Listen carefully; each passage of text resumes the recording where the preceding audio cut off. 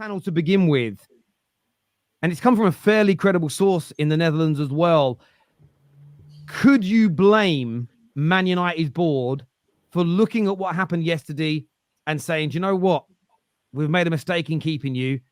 We need to move you on. Would anybody be shocked if Ten Hag was dismissed during this international break? No. I just don't get why they gave him the money. I don't get why they gave... You wanted to get rid of him before an FA Cup final, and he won it. Fair enough. But you wanted to get rid of him, and one FA Cup does not undo an entire season of what you saw.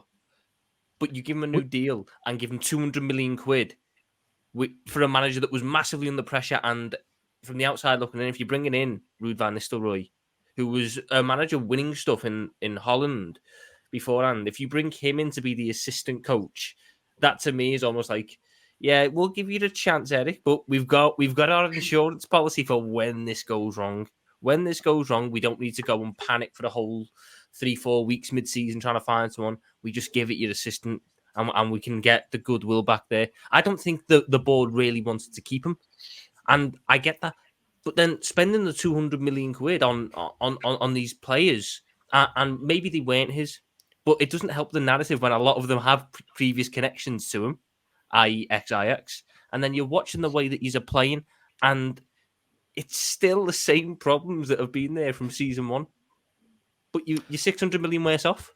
I agree with a large part of what you said, other than the fact why spend that money. I don't think they are his signings. I think they're club signings. I believe and trust in the medium to long-term ambitions of Ineos. Were we wrong to keep him? I did a bit of research earlier on today, and I looked at when Liverpool's FSG takeover happened, Chelsea's with Roman, City's, and there was one other one I looked at as well. All of those clubs kept for anywhere between 5 months to a year the manager they inherited at the club. They all did it. Every single one of them did the same thing. So, although I would have personally preferred Ten Hag to have lost his job, it isn't rare for that to happen. It isn't unheard of, is what I'm looking for. So for me, it was about, you know what, we are going to give you an opportunity, because I think what's happened is internally and externally, because a lot of fans said this, you just need a structure to work with. We know we've got a decent structure in terms of the people running our club now. Their CVs speak volumes. All Man United fans have been happy with the summer. First 2 games, I saw areas of improvement. The first time we come under real stress, it was like last year. And that, for me, the stress test, it wasn't even, forget the players for a moment. The way he was talking after the game yesterday about Harry Potter, about a journalist legitimately challenged his tactics, saying you can see too many chances. Your defenders are always left with a numerical disadvantage because of how your midfielders push up. He literally listed the problems, and the manager said, well, how can those problems exist when we've won an FA Cup? That, for me, is shameless. Sorry, Dom. It's beyond shameless, Terry. I was going to say, bro, this is what I was saying about United in terms of when I'm watching you guys this season, bro. In the first few games against Fulham and Brighton, the main difference that I saw is that you were pressing from the front and your creativity went up in comparison to last season. You look like you were actually creating a few more clear-cut chances. But what I also said is on the transition, I was seeing Fulham getting in dangerous areas consistently. Same thing as Brighton as well. They were getting in dangerous areas, but they didn't have that quality. They had Iwobi running at Dalot, and they had Traore running at whoever it was that was playing left back that day. Yeah, Mazraoui might have been him, right? I said when you face better quality, they are gonna punish you, and that's exactly what Liverpool did yesterday, right? They were not getting themselves in good areas, bro. Salah, go. Diaz, go. That's the difference, bro. Yeah. So it's not good enough that 3 years later, there's been barely any improvements, bro. Barely any improvements. If you watch United in the first year, when Rashford did what he did, yeah, defensively you were very good with Varane. De Gea was keeping some good clean sheets and that. But when you actually looked at the attack and the fluidity of the games, a lot of the time Rashford was bailing you out, bro. And then towards the end of the season, Terry, if you remember, Rashford started to go down. He stopped bagging, bro. He stopped bagging at the same rate that he was earlier on in the season, right? And those red flags followed into the following season because he wasn't that good last year. And now he just looks like a complete shadow of himself. You know what I'm trying to say? So Boy, it's only going to get worse before it gets better with Ten Hag. And this is do you know where I agree with you is this? I mean, we know that Man United are doing things differently. Arne Slot literally spoke about it in his pre-match interview that there have been changes. Mm-hmm. The bit that annoyed me the most yesterday is when the manager says, I'm not Harry Potter, I'm not a wizard. What do you expect me to do? Well, I expect you to do what Slot did. You see what someone's doing and you create a plan to counteract it. And if your plan gets counteracted, you fucking react and change something. But he isn't. And that's why, as much as I've calmed down since the game, what Casemiro did yesterday was awful. I did see some ex-Liverpool player on Sky Sports say he's the same as Mainu's. It wasn't. Mainu got given the ball when he was surrounded by 4 players and he had no outlets and he got barged in the back off the ball. Both of Casemiro's, he could see everything in front of him and he put himself into danger. So let's not compare the two. However, I have sympathy for the players because if you look when Mainu gets the ball, the other 2 midfielders by design are basically where strikers and inside forwards should be, and there's a huge gap again. And this is everything. We made changes in the summer. I saw them. I got excited and hoped they would bed in. I saw changes in the first games and problems. I called them out. Let's see what happens. We go into the Liverpool game. The pressure was on, and we collapsed. And listening to the manager talk afterward, basically saying, our tactics are fine. There's no issue. That should be a red flag to Ineos, a red flag to Dan Ashworth of this man don't see the problems. This person isn't seeing the issues in the team. And it'll get worse. It will get worse. I'm telling you. It's a systemic problem as well. You've got better players and you don't look better. Like De Ligt is far better than Harry Maguire. Mazraoui's been far better than whatever makeshift left back you were trying to put in last year. But even still, defensively, you don't look better at all. Obviously, when Ugarte comes in, it'll be interesting. But I think if Ugarte gets stranded in the same positions that Casemiro does yesterday, or Mainu gets stranded in yesterday, the results the same. I don't see what player could come in and change the result of yesterday. And that's how you know it's a manager problem. It's a lot of pressure on Ugarte as well. Like, that's an awful lot of pressure. If you look at Liverpool with Arne Slot, they've had 3 matches, and Brighton with Fabian Hurtzler, is that how you pronounce it? You can already see in 3 games patterns of play, a style of play, how good they are in the transition. This is Ten Hag's 3rd season, and they don't look any different. Season 3, bro. Yeah, they don't look any different than the first season. And like David just said, with better personnel. Like, does anyone seriously think if you take Casemiro out and you put Ugarte in, there's going to be a massive difference? Nope. I don't either. And I agree. I've said this to so many Man United fans. Don't act like this boy is going to be our saviour. He isn't. And that's not a dig at him. It's because we're just not structured right as a team. And listen, I hope I'm bloody wrong. And I hope that I'm being knee-jerk. And I hope that I'm being reactionary. And I hope that in reality, we get Rasmus back, we get Ugarte back, and we click into gear. But then we have to be honest with ourselves. We've been saying this for 2 years now. Oh, when we get this player in and we do this, we get this back. Oh, when he gets, we're going to get better. I'm now looking. I'm not even looking at Ten Hag anymore. I'm not looking at him at all. I am looking at how we react. I'm not saying we have to sack him straight away. Okay, I'm not, because you have to think about who's going to come in, what's going to be done. But I think he has a game or two to save his. I think he has a game or two to save his job, and Ineos will act. I felt all along that the reason why the likes of Ruud van Nistelrooy came in is that you have someone who knows the club, someone who has good tactics, someone that's been a manager that could step into that breach maybe for the rest of the season, maybe until January. A lot of people have already felt that. I think they've given Ten Hag an opportunity. I think they've given him players that they believe he could get the best out of.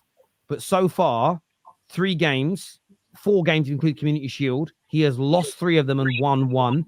It isn't good enough. And a lot of people are going to say that I never reacted this quickly before to managers not starting well or not doing well. Scenario is slightly different because he's already been here a few years, which I said already. But my biggest issue before, and David and Tom are the only 2 that will probably remember this the most because I've been saying it for years. My issue with sacking managers was always, what's the point? What's the point of sacking a manager? If we haven't built a club structure, the new guy is going to fail anyway. Well, the structure's there now. So I don't care if we sack 3 managers a season. It isn't going to disrupt us. I honestly believe, people keep saying, oh, how Slot done it in 3 games. Slot has gone in. I know they didn't spend any money this summer, really, but Slot has gone into a well-run club that isn't toxic. The players are winners, and the mindset is amazing because of what FSG have built over a decade and a half. The reason why the new guy at Brighton's gone in and started so well is they are an amazingly well-run club with no toxicity in the dressing room, with a great structure, and every manager just comes in and takes them to another level because they're a well-run club. If you've got a structure, if you've got the right people running your club, you can change managers like this because they are not what your club is built around. I said the same thing to Arsenal fans. Some gooners think Arsenal fall apart if Arteta leaves. Not if you've genuinely rebuilt the club, how you all say.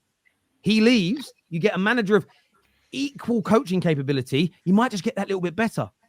I actually think the reason Liverpool look a little bit better, slight changes in tactics, I think it's Slot. I think Slot's, I think you can get bored of who your manager is. I think it can become tiring. You can sometimes get better. I'm not saying get rid of Arteta, by the way. I'm using the example. So Man United fans said, we've only just spent money on some more players for him. We've got to give it time. No, we don't. Yeah, maybe another game or two. If in a couple of games he hasn't fixed the holes in the midfield, if we're not scoring more goals, we have to look at moving him on. We don't need to wait around anymore. Sorry? Who's Man United's next three we league play game? Southampton when we get back, which again, we should be winning. I think you've got us as well. Is that at home, by the way? No, we're away to Southampton. So, but yeah, look, he's got a few games now to turn this round. I mean, it's the lack of improvement I saw yesterday was worrying, absolutely worrying. And little things. Ahmad's been our best attacker all summer, and the first 3 games drops him. I'm not blaming Rashford, but Rashford shouldn't be playing. The manager's sticking him in the team. These things are huge problems, and they have to be addressed by the people running our club. They absolutely have to be. Another huge problem you've got with Ten Hag is his communication, bro. Yeah, I respect anyone that can speak more than one language because I can't. Yeah, but his communication isn't good enough, right? His clarity, he speaks in riddles. He doesn't answer questions. He gaslights you with what you're seeing. When the guy was literally telling him what he's been doing every week, with the amount of chances that Man United conceded, that he's laughing in his face as if the guy's dreaming it. And I'm like, bro, like this is what Poch was doing as well. That's why I say him and Poch are like cramp twins, bro. They went to the same uni, them two. Do you know what I'm saying? Because they're very similar, right? With Ten Hag, from time is not clear in the media, you know that those players are suffering, right? Because you need a manager to be able to be clear when they're telling you things. When you're making that run, I want you to be over there. But if you can't even get that across, like you can't communicate that across, it's going to be very clear on the pitch. And that's clear to me on the pitch that the team, there's no cohesion, right? There's the players don't, again, I don't think the players want in there either. You're looking at the posts from, I'm not saying it's right that Casemiro's missus has spoke to the press and posted things. I don't really like it, but you can tell there's an issue there. You know what I'm saying? When I look at Rashford yesterday, I don't think Rashford doesn't want to be a Man United player. I think Rashford's just broken. Now, some will say he's crap. Fair enough. If you think he's crap, you think he's crap. But that's an even bigger red flag to the manager. Why are you playing someone who's crap? That doesn't make any sense. Rashford he doesn't want to take anyone on. Doesn't want to try and take anyone on. Yeah, that was a weird one yesterday when he was 1v1 with Canate and just turned around and passed it back. I mean, yesterday to me felt like a bit of a turning point. Like the whole reason Ten Hag, not the whole reason, but one of the big reasons why he kept his job was he still had the fan support, he still had the in-stadium support. The people who went Old Trafford every other week still backed Ten Hag. But the reception he was getting for a number of things yesterday, I mean, don't we know? I think he's an absolute idiot for taking Garnacho off instead of Rashford. And Old Trafford let him know that.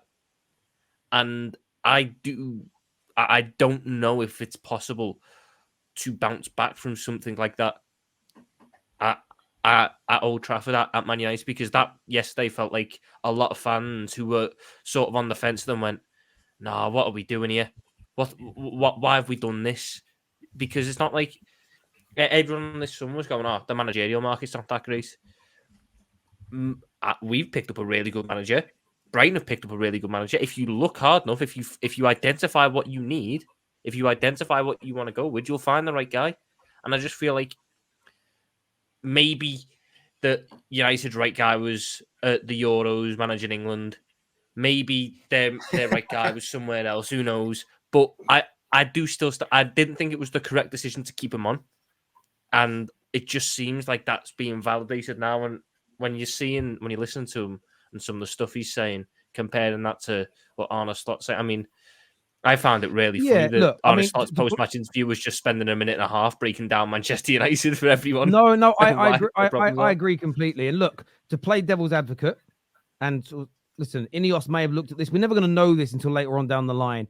Maybe Ineos looked at it and went, look, there's a lot of players in this club who have a lot of time, love, and respect for Ten Hag. If we just get rid of him without giving him a chance in the structure, that can create mutiny, that can create problems because there is good relationships. Maybe we have to give him an opportunity. That happens in a lot of industries and in a lot of workplaces as well when new people come in. There's an element there of almost, well, let's just give the manager enough rope to hang himself with. And the manager has come out and said it's less chaotic. There's great feedback. It's never been like this since I've been here. It's amazing working in the environment. He's come out and said all this, and I believe it is. I just felt that what's the annoying thing is sometimes in life when you don't want to be right. And I said all along, I think a rebuild is quicker and easier with the new manager. I think yesterday was just a piece of proof that may be true, and I still hope I'm wrong. I have no desire to be right. I want to be wrong. I want Ten Hag I would love him to stay, come back, and we go from strength to strength from here and become a powerhouse over the next 3 years and him leading the way, winning more trophies. I swear on my children that I want to be wrong. I don't want to be right. But I have a horrible gut feeling that keeping him, it may not be a mistake overall. Maybe there's internal matters why we did it, but I just feel that I just don't think he is not going to be able to coach us into being a much better football team. And I also stand by this. I don't think we have as bad of players as our performances make it look like we have. I just don't think we do. Your biggest sign is that 2 weeks in a row, you've lost to new managers in the Prem. He's been managing here for 3 years. They've only just come. I agree. And they out-coached him, both of them. No, I agree. I agree completely. But I also think so much of that is in his head. I actually think as well he'll leave, go somewhere else and be a good manager. I do. I don't think he's buying. Yeah, but I don't see that he's terrible. It just hasn't happened. And again, maybe you younger ones don't know what it's like because you haven't been in the work environment that long yet. Kate's probably been where I'm about to say. Sometimes you can work in a department or for a company and you mess up, or things go wrong, or you have an argument with somebody. And no matter how much patching up you do, you can never get rid of it. And it isn't until you change departments or get a new job that you almost feel light again and refreshed, like I can reinvent myself again. We've all been there at some point in our careers. And I think Ten Hag is in that position where he probably should go for himself as well. And it ain't even the result. I'm just talking about purely what he said afterwards. That is not the sign of someone who is confident in themselves. It just isn't. The fact that it's crazy.